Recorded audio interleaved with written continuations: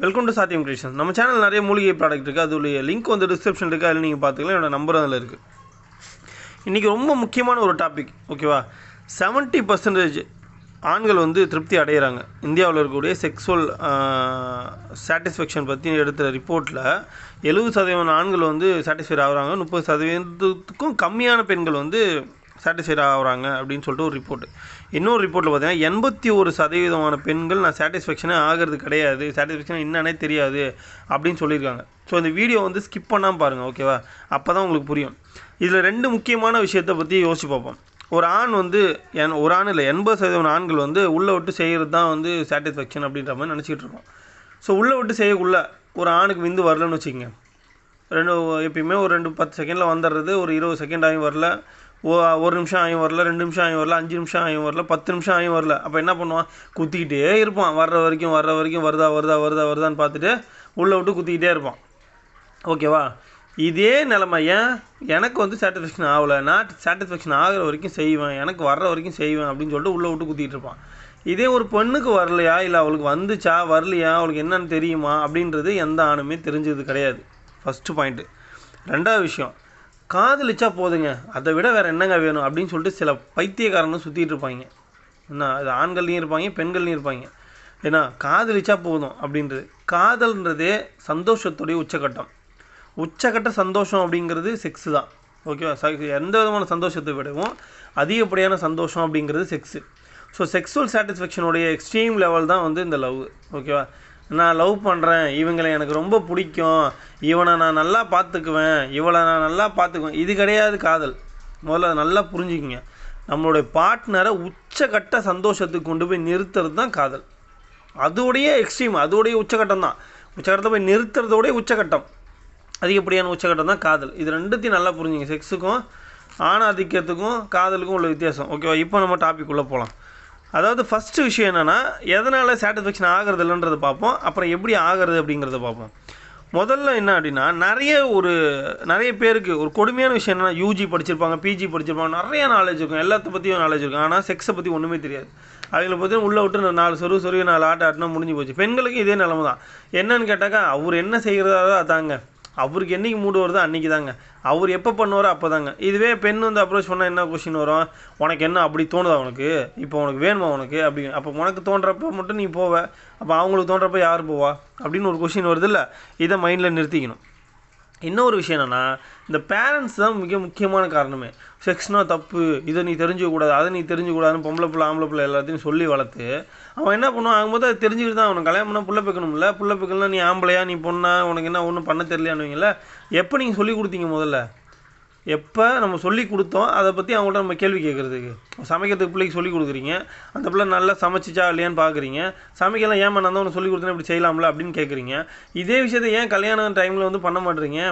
இவங்களுக்கு என்ன தெரியுமோ அதை தான் தூக்கி அவன் மண்டையில் திணிக்கிறது, ஓகே? செக்ஸ் சம்மந்தப்பட்ட நாலேஜபிள் பர்சன்ட்டையோ இல்லை எங்கேயுமே வந்து அதுக்கான ட்ரைனிங்கோ இல்லை எஜுகேஷன் சிஸ்டமோ கொடுக்காம அவனுக்கு வந்து அப்படியே கல்யாணம் பண்ணி வச்சுட்டு அவன் என்ன பண்ணுவான்? இல்லை கல்யாணத்துக்கு முன்னாடியே அதை பற்றி திருட்டுத்தனமாக தெரிஞ்சுக்க ஆரம்பிப்பான். விட்டு படம் பார்க்குறது, இல்லை அவனோட மூத்த ஃப்ரெண்ட்ஸுங்கள்ட்ட கேட்குறது, இல்லை இந்த பிள்ளைகிட்ட மூத்த ஃப்ரெண்ட்ஸுங்கள்ட்ட அவங்க அனுபவித்த கேவலமான விஷயத்த இதுதான் நாலேஜுன்னு சொல்லிட்டு இவங்க மண்டையில் போட்டு திணிச்சிருவாங்க. அப்போ என்ன ஆகும்? அவங்களுக்கு என்ன தெரிஞ்சதோ அதை விட கேவலமான விஷயத்தான் இவங்களுக்கு தெரிஞ்சுக்கும், ஓகேவா? இன்னொன்று, நம்ம எஜுகேஷன் சிஸ்டமில் இந்த மாதிரி கிடையவே கிடையாது. அப்ராட்லாம் வந்து செக்ஸுவல் எஜுகேஷன் தனியாகவே இருக்குது, ஆனால் நம்மள்ட்ட கிடையாது. அதனால் வந்து இது இன்னும் மோசமான ஒரு விஷயம். எஜுகேஷன் சிஸ்டமில் கண்டிப்பாக வந்து செக்ஸுவல் நாலேஜ் வச்சா தான் பசங்களுக்கு தெரியுமே தவிர இல்லைன்னா கண்டிப்பாக தெரியாது, ஓகே? அடுத்த விஷயம் என்னென்னா, ஒரு பெண் ஆர்கசம் ஆகிறாளா இல்லையா அப்படிங்கிற, ஆர்கசம்னா என்னன்னு தெரியாது. முதல்ல ஒரு பெண் ஆர்கசம் ஆகிறாளா இல்லையா அப்படிங்கிறது ஆணுக்கு தெரியாது, அதை பற்றி கவலைப்படுறதும் கிடையாது, ஓகேவா? ஏன் அப்படின்னா, என்ன ஆணுக்கு தெரியுமோ அதுதான் அந்த பொண்ணுக்கு தெரிய போகுது. இவன் என்ன நினைப்பான்? ஒரு விட்டா ஆட்டி வந்துருச்சுன்னா விட்டுட்டு படுத்தரலாம், முடிஞ்சு போச்சு. அந்த பொண்ணு என்ன நினைக்கும்? சரி, இவர் ஏறி பண்ணுறது தான் செக்ஸுபுளாக இருக்குது அப்படின்ற மாதிரி அந்த பிள்ளை நினச்சிக்கும். இப்படி தான் வந்து லைஃப் போயிட்டுருக்கு. என்ன அந்த பையனுக்கு தெரியுதோ அதுதான் அந்த பொண்ணுக்கும் நடக்கும். இப்படியே லைஃப்பை ஓட்டிக்க வேண்டியதான். இப்படியே செத்து போயிட வேண்டியதான், வேலை முடிஞ்சு போச்சு. இதுதான் நம்ம நாட்டில் நடக்கக்கூடிய ஒரு மிக முக்கியமான பிரச்சனை. இதில் சில பேர் இப்போ வரைஞ்சி கட்டிட்டு கமெண்ட்டுக்கு வருவாங்க, ஏன்டா நாட்டில் எவ்வளோ பிரச்சனை நடக்குது, இதை பற்றி நீ தெரியாதா, இதை பற்றியா நீ சொல்லிக்கிட்டு இருப்ப அப்படிம்பாங்க. முதல்ல ஒரு விஷயத்தை புரிஞ்சுக்கணும். இந்த ப்ரில்லியன்ஸ்லாம், இந்த கமெண்ட் பண்ணுற ப்ரில்லியன்ஸ்லாம் இந்த விஷயத்தை புரிஞ்சுக்கணும். முதல்ல தனி ஒழுக்கம், தனி மனித ஒழுக்கம் தான் சமுதாயத்தோடைய ஒழுக்கம். அதே பார்த்தோன்னா தனி மனிதனுக்கு ஏற்படக்கூடிய சந்தோஷம் தான் சமுதாயத்தோடைய சந்தோஷம். இப்போ உங்களுக்கு வந்து செக்ஸுவல் சாட்டிஸ்ஃபேக்ட் ஆகிடுச்சு ஆணுக்கு பெண்ணுக்கும் அப்படின்னா, நீங்கள் போய்ட்டு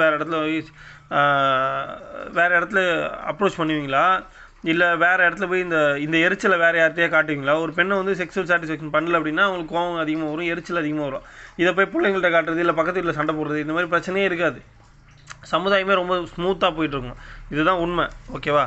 ஸோ இப்போ வந்து எப்படி இதை கொண்டு போகிறது அப்படின்னு பார்த்தீங்கன்னா, 13% பார்ட்னர்ஸ் மட்டும்தான் பெண்கள்கிட்ட டிஸ்கஸ் பண்ணுறாங்க. ஏமா உனக்கு என்ன வேணும், உனக்கு என்ன பண்ணால் பிடிச்சிருக்கு, இது பண்ணால் பிடிச்சிருக்கா, இது பண்ணால் பிடிக்கல அப்படின்னு சொல்லிட்டு மற்ற பேர்லாம் என்னத்தை நடுறாங்கன்னு தெரியல. ஓகேவா?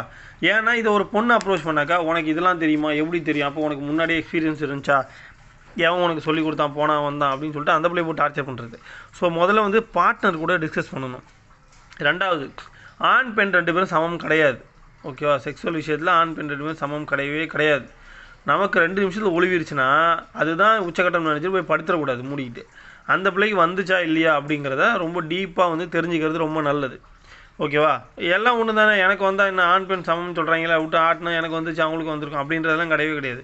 ஆணுக்கு வர்றதை விட 3-4 மடங்கு அதிக நேரம் எடுக்கும் பெண்களுக்கு, அதிகப்படியான முன்னிலைகளை பண்ண வேண்டியது இருக்கும். ஓகேவா? மூணாவது என்ன அப்படின்னா, நான் முன்னாடி சொன்ன மாதிரி செக்ஸோட எக்ஸ்ட்ரீம் லெவல் தான் லவ்.